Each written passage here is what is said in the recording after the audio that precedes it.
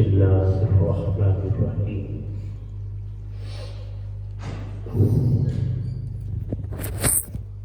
إن الله يحب التوابين ويحب المتطهرين صدق الله العظيم.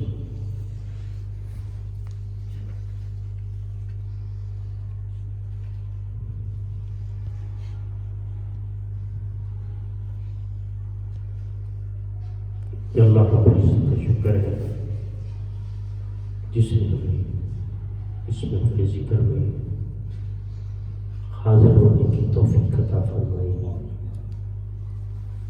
اور اللہ رب العزت دور و نزدیک سے آنے والوں کے دلوں کو منور فرمائے، معاملات میں آسانی پیدا فرمائے۔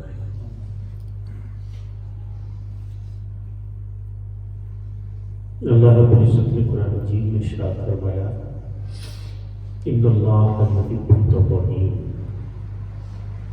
مجھے توبہ کرنے والوں سے محبت ہے۔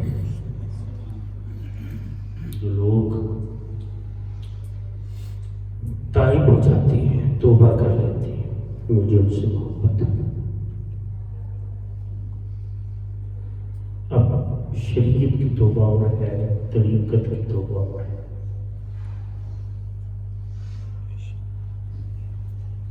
شریعت کی توبہ اور طریقت کی توبہ میں تھوڑا فرق ہے۔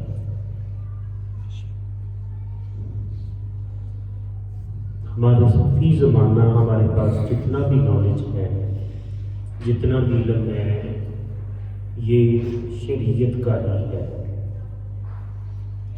طریقت کا علم خال خال ملتا ہے، اس کا زیادہ حوالہ نہیں دیا جاتا۔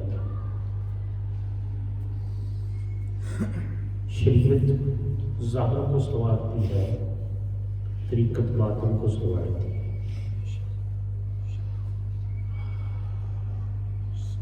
شریعت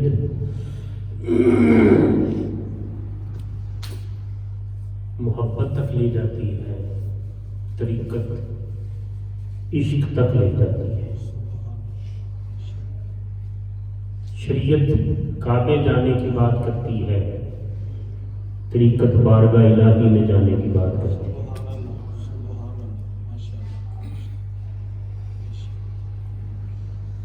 طریقت والے یار کی بات کرتے ہیں، یار امام تے یار کعبہ تے رکھن عاشق لوگ کیتے، یہ یار کی بات کرتے ہیں، اپنے محبوب کی بات کرتے ہیں۔ ان کو اپنے محبوب سے غرض ہوتی ہے کہ جو بھی کرتے ہیں اپنے محبوب کے لیے کرتے ہیں۔ منزل تیرے مقصد کی کعبہ ہے نہ بت خانہ، ان دونوں سے آگے چل اے ہمت مردہ۔ تو یہ اپنے محبوب کی بات کرتے ہیں، محبوب کے جلوے کی بات کرتے ہیں، یار کی بات کرتے ہیں۔ جس طریقے سے حضرت ابوالعباس مرسی مصر میں ایک عاشق ہوئے تو وہ اپنا بیان کرتے ہیں کہ ایسا مجھ پر کرم ہوا ہے کہ ہر لمحہ میری آنکھوں کے سامنے یار کا جلوہ رہتا ہے، محبوب کا جلوہ رہتا ہے، حضور کا جلوہ رہتا ہے۔ ہر لمحہ حضور کا جلوہ میری آنکھوں کے سامنے رہتا ہے۔ اگر ایک لمحے کے لیے حضور کا جلوہ آنکھوں سے اوجل ہو جائے تو مجھے لگتا ہے میں کافر ہو گیا، میں کافر ہو گیا، مسلمان ہی نہیں رہا۔ اللہ سمت۔ تو تائب ہونا اللہ کو پسند ہے۔ ہمارے یہاں یہ سمجھا جاتا ہے استغفر اللہ پڑھتے رہنا توبہ ہے، نہیں، استغفر اللہ پڑھتے رہنا توبہ ہے۔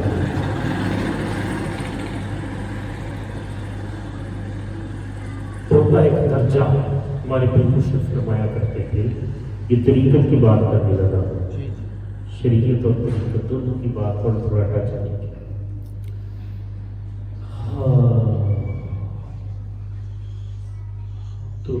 آپ فرمایا کرتے تھے تائب کا درجہ متقی سے زیادہ ہے۔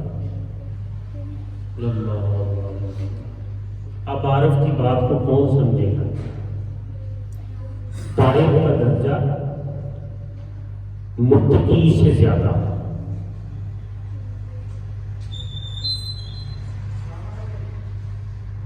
یعنی ایک متقی ہونا یہ چھوٹی بات نہیں ہے، یہ چھوٹی بات نہیں ہے، متقی کا درجہ بہت بڑا۔ تو فرماتے ہیں کہ تائب ہونے والے کا درجہ متقی سے زیادہ ہے۔ تو اس میں کچھ تو بات ہے نا، اس میں کچھ تو بات ہے۔ اللہ سمجھ۔ تو شریعت والے گناہوں سے معافی مانگتے ہیں، شریعت والے گناہوں سے معافی مانگتے ہیں تو تائب ہوتے ہیں، اور طریقت والے ہر خیر سے چھٹکارا پاتے ہیں تو تائب ہوتے ہیں۔ اللہ اکبر۔ ان کی نگاہوں کے سامنے اللہ کے جلوے کی سوا کوئی اور جلوہ باقی نہ ہے تو وہ تائب ہوتے ہیں۔ جیب تینوں باہر ڈھونڈا کہ میرے اندر کون سمانا، تے جیب تینوں اندر ڈھونڈا پھر مقید جانا۔ سب کچھ تو ہے تے سب وچ تو ہے، سب کو پاک پہنچانا۔ میں ہی تو ہے تے بلا کون ہمارا۔ وہ یار کے قلبوں میں گم ہو جاتے ہیں، نہ ان کی ذات باقی رہتی ہے نہ ان کی شان باقی رہتی ہے۔ سب کچھ دھوئے تے سب وچ دھوئے تے میں سب کو پاک پہنچانا۔ ہر رنگ میں یار کا دیوا ہوتا ہے۔ سب کو میرا سلام تجھے دیکھنے کے بعد، سب کو میرا سلام۔ اللہ، تو یہ تائب ہونا کوئی آسان بات ہے؟ تائب ہونا کوئی آسان بات ہے؟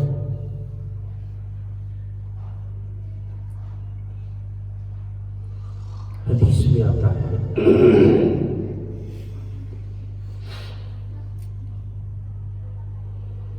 اللہ سمجھ کہ اللہ کو توبہ کرنا کتنا پسند ہے۔ نبی کریم صلی اللہ علیہ وسلم نے مثال کے ذریعے بات سمجھا۔ آپ فرماتے ہیں وہ مثال اس طریقے سے ہے کہ ایک شخص بیابان ریگستان میں جا رہا ہے، گھوڑا ہے، سواری ہے، سفر کر رہا ہے، اچانک وہ تھک جاتا ہے، نیند آ جاتی ہے، سو جاتا ہے۔ جب وہ سو جاتا ہے تو اٹھ کے دیکھتا ہے نہ گھوڑا ہے، نہ سواری ہے، نہ پانی ہے، بس ریگستان ہی ریگستان۔ اب ریگستان میں رستے نہیں ملتے، ایک باہر کا ریگستان ہے، ایک اندر کا ریگستان ہے۔ جب انسان اندر سے بھی ریگستان کی طرح ہو جاتا ہے تو اس کو بھی رستہ نہیں ملتا، تو اس نے چلنا شروع کر دیا، کبھی کدھر کو، کبھی رستہ تو تھا نہیں، ریگستان میں کون سی سڑکیں ہیں، کبھی ادھر جا کبھی ادھر جا، دوڑ دوڑ کے تھک گیا۔ جب دوڑ کے تھک گیا، لیٹ گیا، اب صرف ایک چیز کا انتظار تھا، وہ تھی موت۔ اس نے کہا کہ اب موت آنی ہے، بجائے کہ کھپنے کے چپ کر کے لیٹ جاتا ہوں، وہ تو آنی ہے، نہ پانی موجود ہے، نہ کھانا موجود ہے، نہ گھوڑا، نہ رستہ، نہ نشان، کچھ بھی باقی نہیں ہے، تو موت آنی ہے، موت کو انتظار کرتا ہوں۔ اللہ اللہ اللہ، تو وہ لیٹ گیا۔ جب لیٹ گیا تو آنکھ لگ گئی، سو گیا۔ جب سو کے اٹھا تو دیکھا اسی رستے پہ ہے، سو کے اٹھا، حدیث یہ میں آپ کو حدیث بیان کرنا، اسی رستے پہ ہے، سواری بھی موجود ہے، گھوڑا بھی موجود ہے، پانی بھی موجود ہے، کھانا بھی موجود ہے۔ اب وہ شخص تو بس اس انتظار میں تھا کہ موت اب آئی کہ اب آئی. تو جب اس نے یہ سارا کچھ دیکھا تو اس کی خوشی کی انتہا نہ رہی. اور حدیث میں الفاظ آتے ہیں خوش ہو کر وہ یہ کہہ بیٹھا، اس نے اللہ کی طرف رجوع کیا اور یہ کہہ بیٹھا کہ اے اللہ تو میرا بندہ اور میں تیرا اللہ. یعنی اس کو ہوش ہی نہ رہی کہ لفظ کیا کہنے ہیں، اتنی خوشی ہوئی. تو رب کائنات فرماتے ہیں کہ جب کوئی توبہ کرتا ہے جتنی خوشی اس وقت اس شخص کو ہوئی تھی اس سے زیادہ خوشی مجھے ہوتی ہے جب کوئی توبہ کرتا ہے. اس کے لیے ضروری ہے پہلے ماننا جائے. دیکھیے توبہ کے لیے ضروری ہے کہ پہلے ماننا جائے کہ یہ غلطی ہے. غلطی مانی جائے تو دو ہی توبہ ہے نا. مانا نہیں تو توبہ کیسے؟ مانے گا تو توبہ ہے. تو اس کے لیے اس کو شناسائی چاہیے. یعنی یہ توبہ ہے کہ آپ تھوڑا سا بتانے لگا اس کو، اس کے لیے شناسائی چاہیے. اب ایک بات ہے،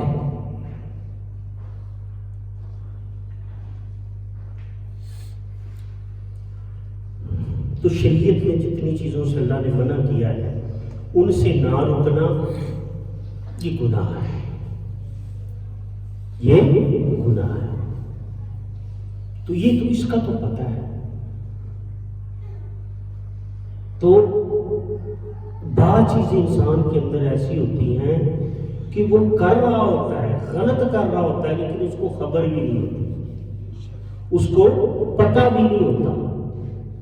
اس کو صحیح کر کے کر رہا ہوتا ہے، جو سمجھتا ہے میں صحیح ہوں.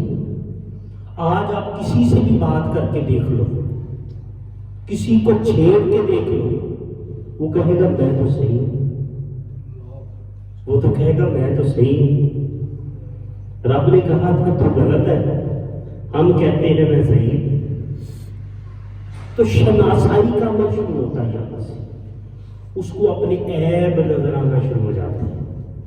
اور جس شخص کو اپنے عیب نظر آنا شروع ہو جائے سمجھ لے کہ وہ صحیح راستے پر ہے. سفر ہو ہی نہیں سکتا اتنی دیر جب تک وہ اپنے عیب نہیں دیکھے گا. اس لیے تو بزرگان دین کا طریقہ دیکھیں، بزرگان دین کا طریقہ دیکھیں کہ مکلف ہونے کے باوجود نبی کریم صلی اللہ علیہ وسلم کا یہ عالم تھا کہ آپ کی آنکھوں سے آنسو بہتے رہتے اتنی کثرت سے کہ آپ کی گال مبارک پہ نشان پڑ گئے. آپ کی گال مبارک پہ نشان. حضرت ابوبکر صدیق، عمر فاروق، مولا علی، ان کے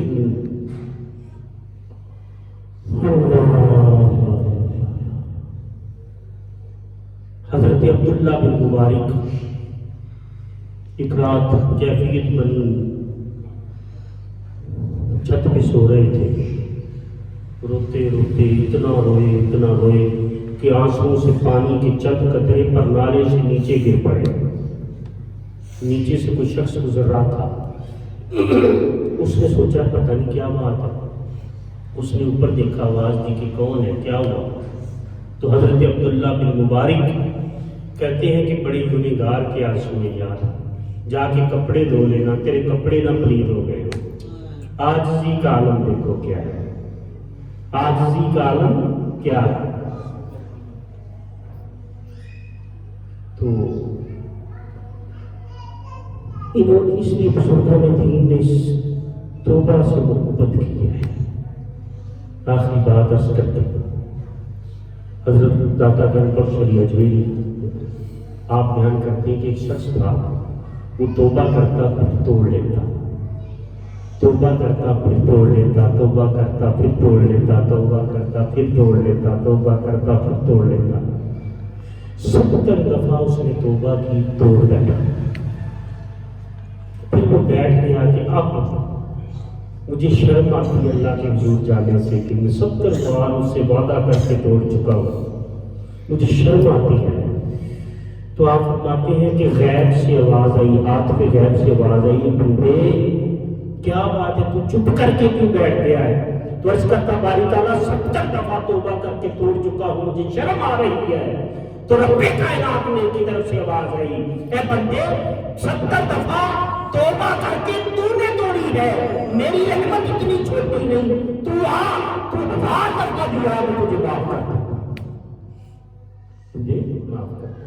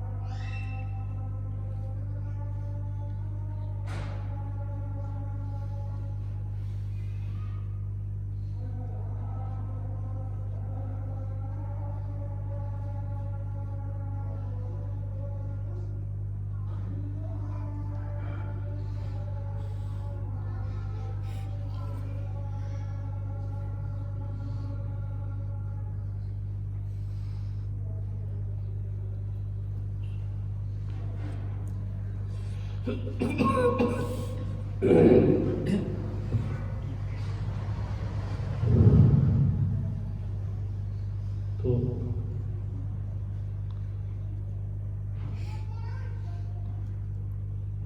اللہ رب العزت کی رحمتوں سے خود بنا کے بندیا مجھے تجھے معاف کرنے میں لذت ملتی ہے۔ بڑی محبت کرتا ہے رب اپنے بندوں سے، یقین کریں ہم بھی اس کو لفٹ نہیں کراتے، ہم بھی لفٹ نہیں کراتے، کبھی کسی چیز میں مگن ہو جاتے ہیں، کبھی کسی چیز میں مگن ہو جاتے ہیں۔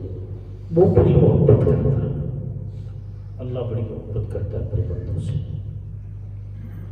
ہاں وہ کیا کہتے ہیں، علامہ اقبال فرماتے ہیں کرگس کا جہاں اور ہے شاہی کا جہاں اور، کرگس کا جہاں اور ہے شاہی کا جہاں اور، اس لیے شریعت کی توبہ اور ہے طریقت کی توبہ اور ہے، اس میں فرق ہے۔ اللہ رب العزت سب پہ کرم فرمائے، آسانیاں پیدا فرمائے، برکت عطا فرمائے۔ وما علینا الا البلاغ المبین۔